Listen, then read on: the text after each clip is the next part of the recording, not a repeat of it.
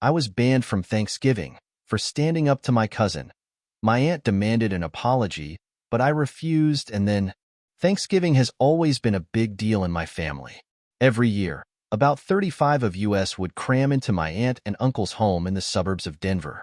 The place would be alive with the sound of kids playing tag, adults chatting over cocktails, and the unmistakable aroma of turkey and stuffing wafting through the air.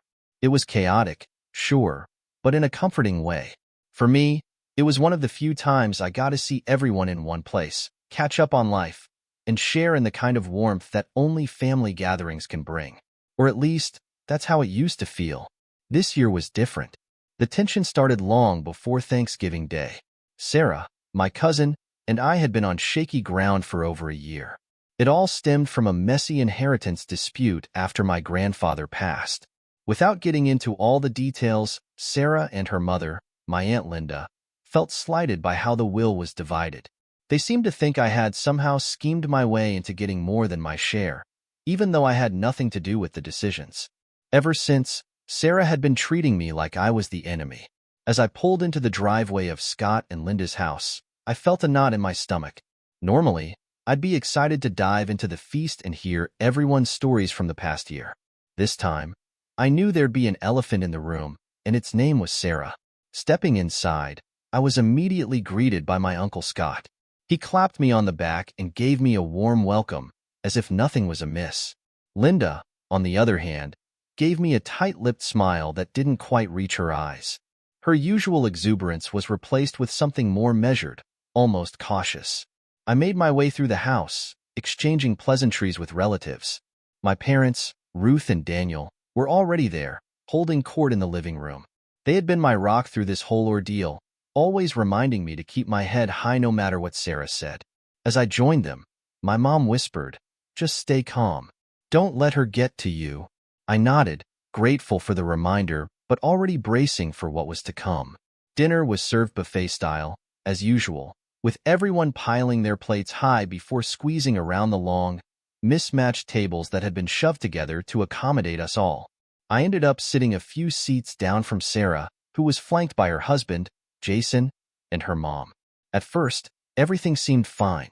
The conversation was light, filled with the typical updates about work, kids, and travel plans. But then, as the wine flowed and the main course was devoured, Sarah decided to make her move. "So, Max," she said, her voice loud enough to cut through the chatter, "how's life been treating you? Still riding high on that inheritance?" The table went quiet. All eyes turned to me. My fork hovered in midair as I tried to decide how to respond. I could feel my mom tense beside me, her hand gripping her glass just a little too tightly. "Life's been good," I said evenly, refusing to take the bait. "Busy with work. You know how it is." Sarah gave a little laugh, the kind that was more condescending than genuine. "Must be nice to have everything handed to you." Sarah, her dad, Scott, interjected, his tone warning. Not the time, but Sarah wasn't about to be stopped. "I'm just saying, some of us have had to work a little harder, that's all." It felt like the air had been sucked out of the room. My mom started to say something, but I touched her arm lightly to stop her. "I think we all work hard in our own ways, Sarah," I said, keeping my voice calm. "Let's just enjoy dinner, yeah?" Her face reddened slightly, but she didn't push further, at least not out loud. Instead, she turned to her mom and muttered something under her breath. I couldn't catch all of it, but I distinctly heard the words ungrateful and selfish. My appetite vanished. I forced myself to stay seated, focusing on my dad's quiet conversation with my cousin Megan about her recent move to Seattle. But the damage had been done. The warmth that usually filled these gatherings was replaced by a palpable chill. After dinner, the family began to spread out, some heading to the living room for coffee and dessert while others stayed in the kitchen to help clean up. I found myself alone for a moment in the backyard, nursing a cup of cider and staring at the darkening sky. My mind raced with frustration and sadness. This wasn't how Thanksgiving was supposed to feel. I heard the door creak open behind me and turned to see my mom stepping out. "You okay?" she asked gently. "Yeah," I lied. "Just needed some air." She sighed and came to stand beside me. "I know this isn't easy, but remember, Sarah's bitterness isn't your fault. You've done nothing wrong. I know, I said, but it doesn't make it any less exhausting. Before she could respond, the door opened again, and Scott stepped out. Hey, Max, he said hesitantly. Sorry about what happened at the table.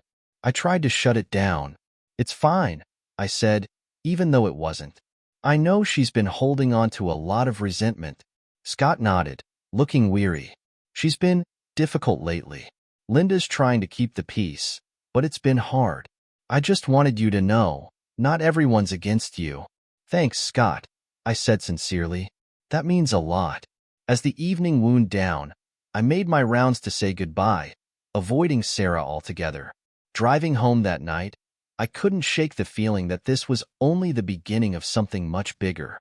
Thanksgiving used to be my favorite time of year, but now it felt like the start of a war I didn't want to fight. Months passed after that awkward Thanksgiving dinner, and while I did my best to move on, Sarah clearly had other plans. At first, it was just the occasional passive-aggressive comment in the family group chat. Nothing too overt, but enough to remind me that she hadn't let go of her grudge. I ignored it, hoping she'd get bored and move on. I should have known better. One Saturday morning in late spring, my phone buzzed. Seeing Sarah's name on the screen was a surprise. We didn't exactly talk one-on-one unless it was absolutely necessary. Against my better judgment, I answered. Hi, Sarah. What's up? She didn't waste time with pleasantries. Max, I need a favor. Her tone was clipped, businesslike, and already I could feel my stomach tightening. What kind of favor? I asked cautiously. I've hit a rough patch, she said, her voice softening slightly, as if she were trying to sound vulnerable. Credit card debt's piling up, and I need help getting back on my feet. I'm asking as family. I blinked, caught off guard. How much are we talking about? 15,000.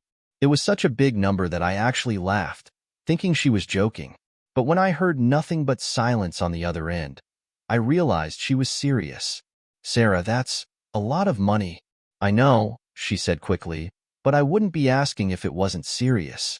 You've always been in a better financial position than me, Max. You can afford it. Her words hit a nerve. It wasn't the first time she'd implied that I had life easier than she did. I can't just hand over $15,000, I said. I've got my own expenses, my own goals. I'm sorry, but I can't help you with this. The silence on the line was deafening. When she finally spoke again, her voice was sharp.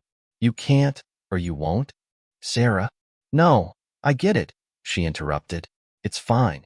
You're selfish, just like always. I should have known better than to think you'd actually care about anyone but yourself. Before I could respond, she hung up. I stared at my phone, still processing what had just happened. The conversation felt surreal, like some bizarre test I hadn't known I was taking. Over the next few weeks, the fallout became clear. It started with subtle digs in the group chat, vague statements about how some people don't value family or how loyalty seems to be a dying trait. She didn't mention me by name, but the implication was obvious. Then came the whispers. Relatives began calling my mom, asking if it was true that I had refused to help Sarah in her time of need. Sarah, it seemed, had been busy spinning her own version of events, framing me as the cold-hearted villain who turned my back on her. My mom defended me fiercely, but the damage was done. A rift was forming, and Sarah was pouring gasoline on the fire. It wasn't long before Aunt Linda got involved. She called me one evening, her tone as smooth and measured as always. Max, I'm not calling to pick a fight, she said, which was exactly what someone says when they're about to pick a fight. I just think it's important to consider how much this is hurting Sarah. She feels betrayed. Linda, I understand that she's upset, I said, keeping my voice as even as possible. But I'm not in a position to give her that kind of money. Are you really not, Max? Or is this about proving a point? I clenched my jaw. It's not about proving a point. It's about setting boundaries. She sighed heavily, as if I'd just confessed to a heinous crime. Family is supposed to help each other. That's how we've always operated. Don't you think an apology might smooth things over? An apology? I repeated, incredulous. For what? For not giving her $15,000. For making her feel like she doesn't matter, Linda replied sharply. Sometimes it's not about the money, Max. It's about the gesture. I couldn't believe what I was hearing. With all due respect, Linda, this isn't about gestures. This is about Sarah's choices, not mine. I'm not going to apologize for something that isn't my fault. She sighed again, deeper this time, and I could tell she was done pretending to be diplomatic. Well, I hope you're happy with the consequences of your stubbornness. When the call ended, I sat there, seething. I wanted to scream, to punch something, to do anything to release the frustration building inside me. Instead, I poured myself a glass of water and took a long drink, trying to calm down. The next escalation came in the form of the group chat. Sarah, emboldened by Linda's support, started posting more frequently, her messages dripping with passive aggression. It's amazing how some people think they're too good to help family, one read. Another simply said, actions speak louder than words. Funny how silence says so much. A few relatives chimed in with vague comments that could have been interpreted as support for either side. Others stayed conspicuously silent, unwilling to pick a side publicly. I didn't respond to any of it, determined not to give Sarah the satisfaction of engaging. But then she took it a step further. One morning, I woke up to a text from Sarah, a single accusatory sentence that sent my blood boiling. "You've ruined Thanksgiving for me." According to her, my refusal to help her was tearing the family apart. She claimed she couldn't even look forward to the holiday because of the drama I'd caused. It was manipulative, plain, and simple. A calculated attempt to guilt me into caving. But I wasn't about to play her game. By now, the family was split down the middle. Some believed Sarah's version of events, seeing me as the selfish bad guy who refused to help his cousin in need. Others quietly supported me, though most were hesitant to speak up and risk Sarah's wrath. It was exhausting, like being caught in a storm with no end in sight. I confided in my parents about everything, and their anger mirrored my own. "You've done nothing wrong," my mom insisted. "If Sarah wants to make this into a war, that's on her, not you." My dad, ever the pragmatist, added, "You can't control how people react. All you can do is stand by your decisions." It was good advice, but it didn't make the situation any easier to endure. I knew Sarah wasn't going to let this go quietly. The storm she'd started was only just beginning. By the time Thanksgiving rolled around again, the family had become a battlefield, with alliances and grudges forming in every direction. The tension reached a boiling point a week before the holiday when Scott and Linda, the usual hosts, called me with what they probably thought was a diplomatic solution. "Max," Scott began, his voice strained, "we've been thinking about how to handle Thanksgiving this year. We really want it to be a peaceful gathering." "Okay," I said cautiously. "What does that have to do with me?" Linda jumped in, her tone softer but no less pointed. "We think it might be best if you apologize to Sarah before the holiday. It would mean so much to everyone if we could all come together without any lingering animosity." My grip on the phone tightened. "You're saying I should apologize to Sarah? For what?" Scott hesitated. "Not necessarily for anything specific. Just, to smooth things over. To keep the peace," Linda added. I couldn't believe what I was hearing. "So, let me get this straight. Sarah has been dragging my name through the mud for months, posting cryptic messages, and telling everyone I'm selfish. But I'm the one who has to apologize." "It's not about blame," Linda insisted. "It's about moving forward." I let out a bitter laugh. "Right. Moving forward by pretending I did something wrong when I didn't." "Thanks, but no thanks." Scott sighed heavily. "We don't want negative energy at Thanksgiving, Max. If you can't find it in your heart to make peace, maybe it's better if you don't come this year." The words hit me like a punch to the gut. "You're uninviting me? Because I won't apologize for something I didn't do?" "It's not about picking sides," Linda said quickly, but her voice lacked conviction. "It's about protecting the family dynamic." I hung up shortly after that, too angry and hurt to continue the conversation. When I told my parents what had happened, they were furious. My mom immediately called Linda to give her a piece of her mind, but it was clear the decision had been made. Thanksgiving would go on without me.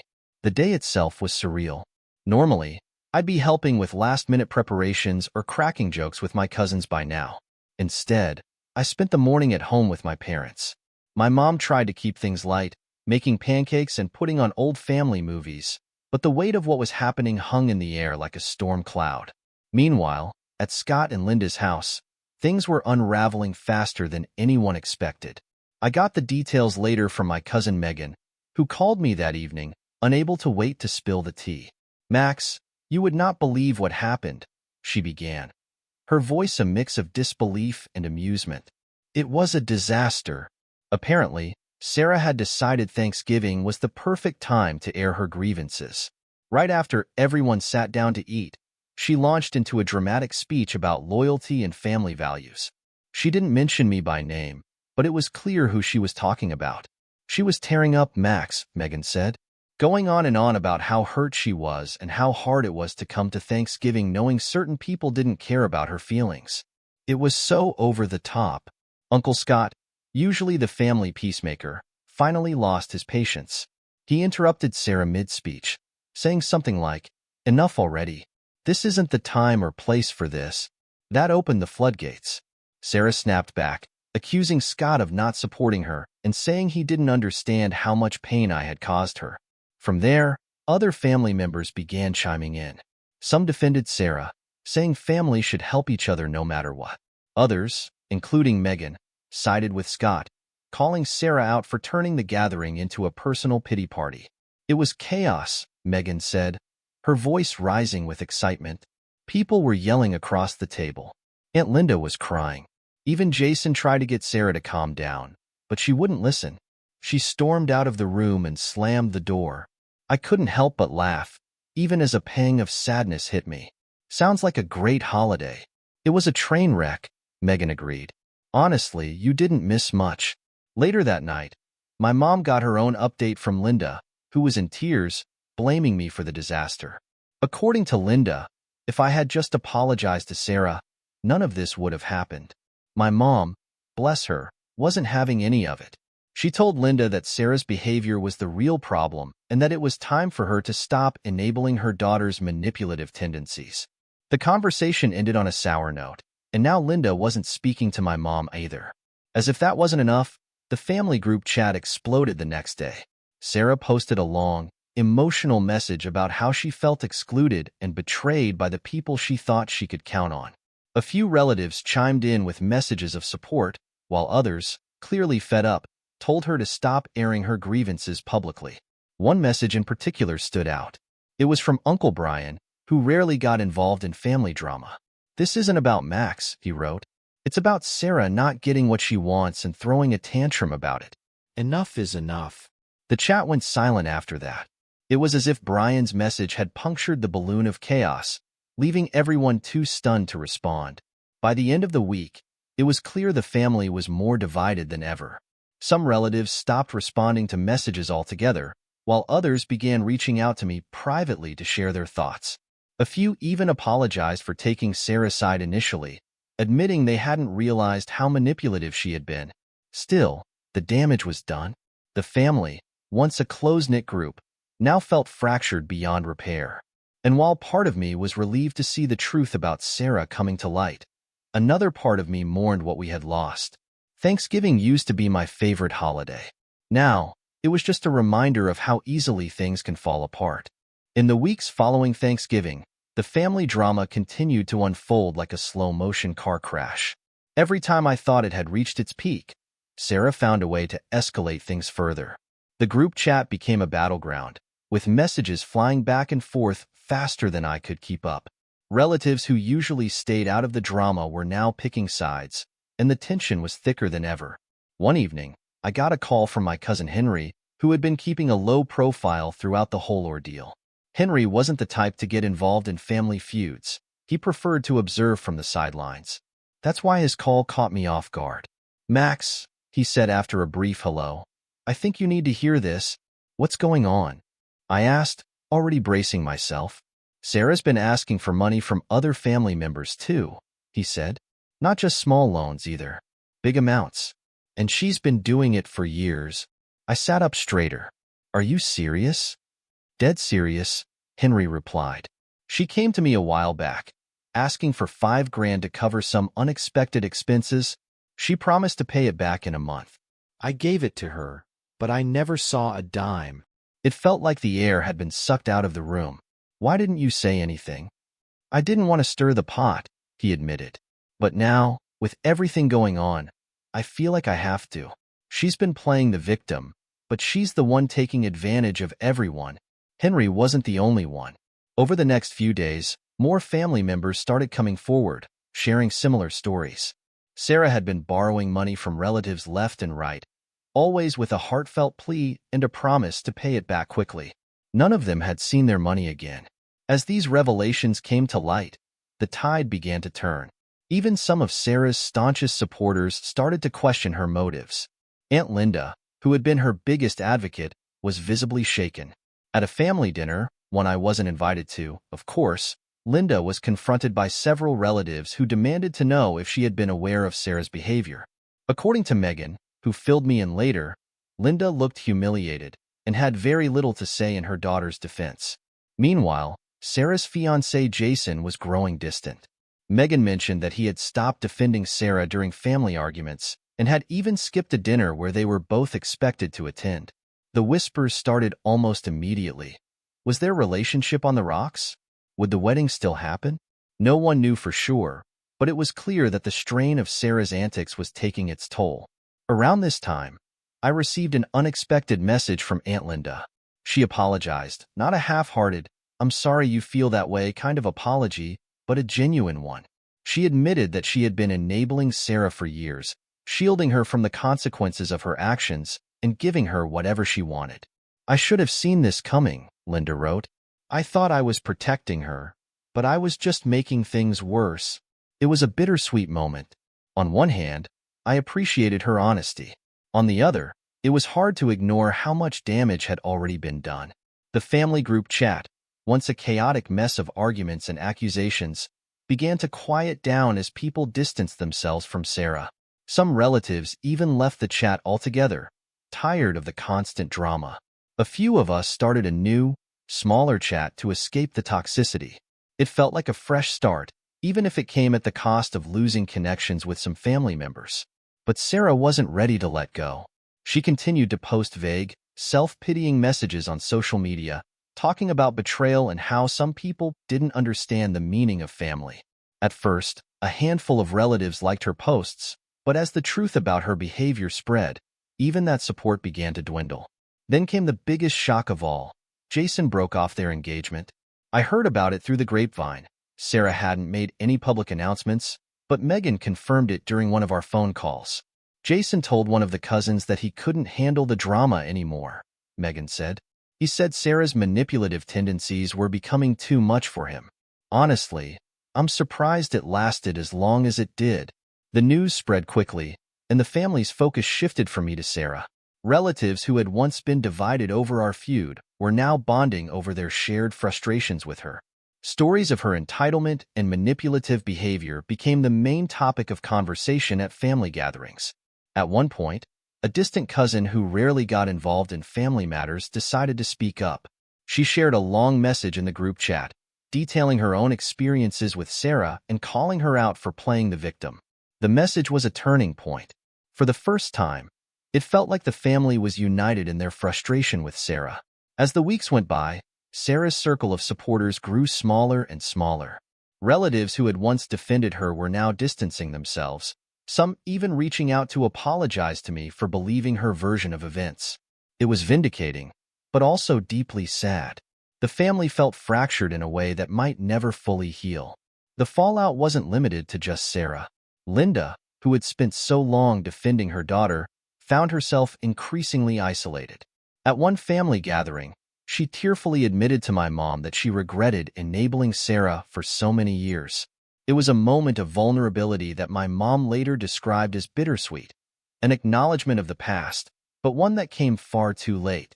Through it all, I kept my distance.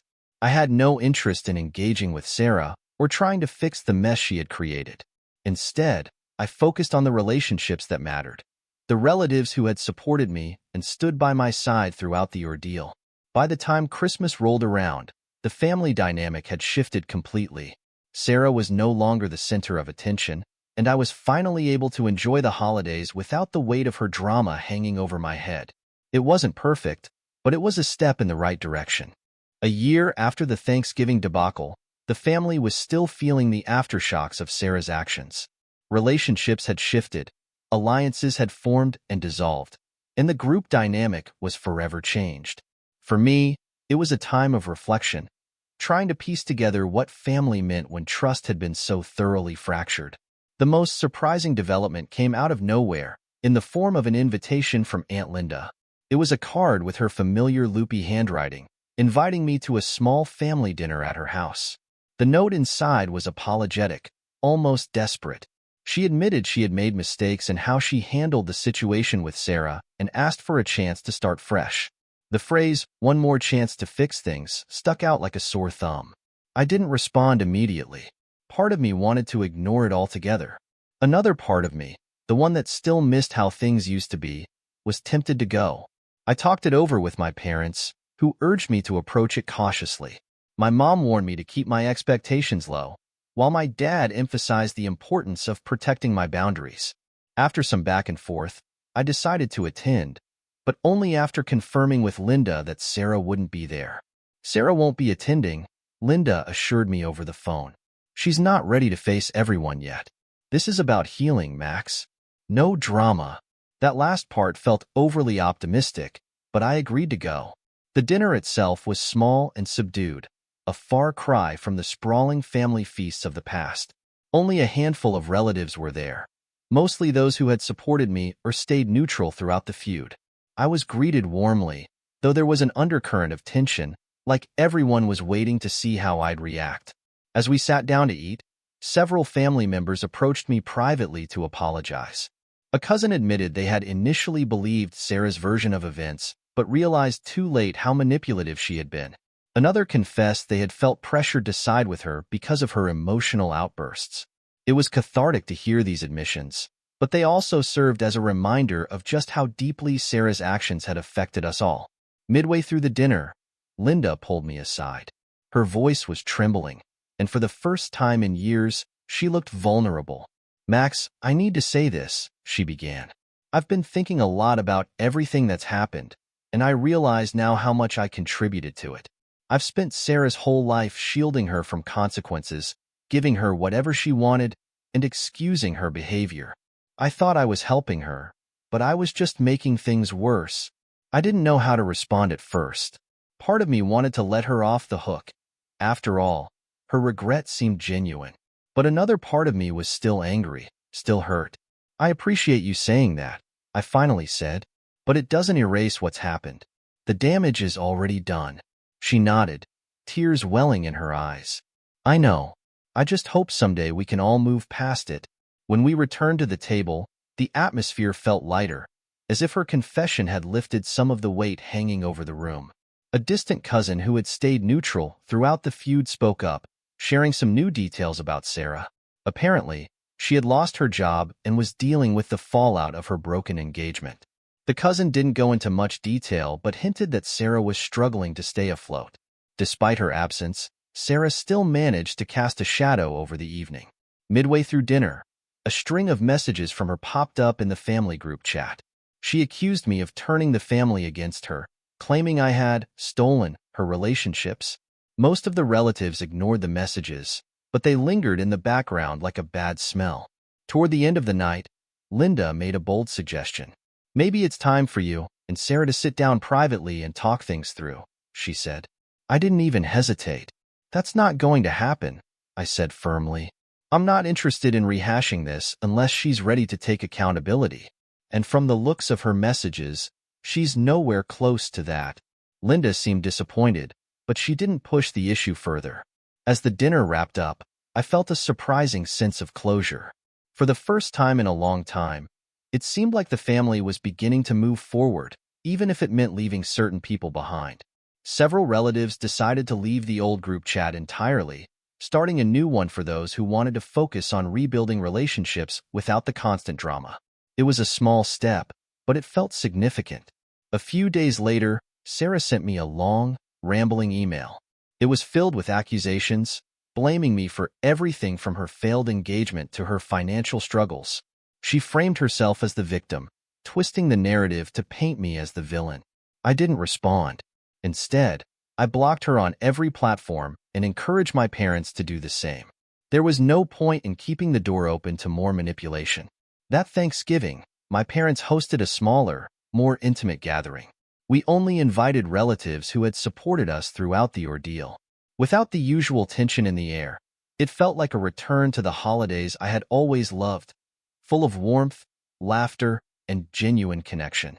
We even started a new tradition. After dinner, we watched movies and shared stories from years past. It was simple but perfect. Looking back, this whole ordeal taught me a lot about boundaries and self-respect. Standing up for myself wasn't easy, especially when it meant going against family expectations. But it was necessary. Sometimes, protecting your peace means letting go of people who refuse to change, no matter how much you wish things could be different. Months later, I heard through the grapevine that Sarah had started therapy. She was trying to rebuild her life, though the details were vague. I don't wish her any harm, but reconciliation isn't something I'm interested in. I've made my peace with the situation, and for the first time in a long time, I feel like I can move forward without looking back. This year's holidays were peaceful, drama-free, and everything they should be. And that's something I'll never take for granted again.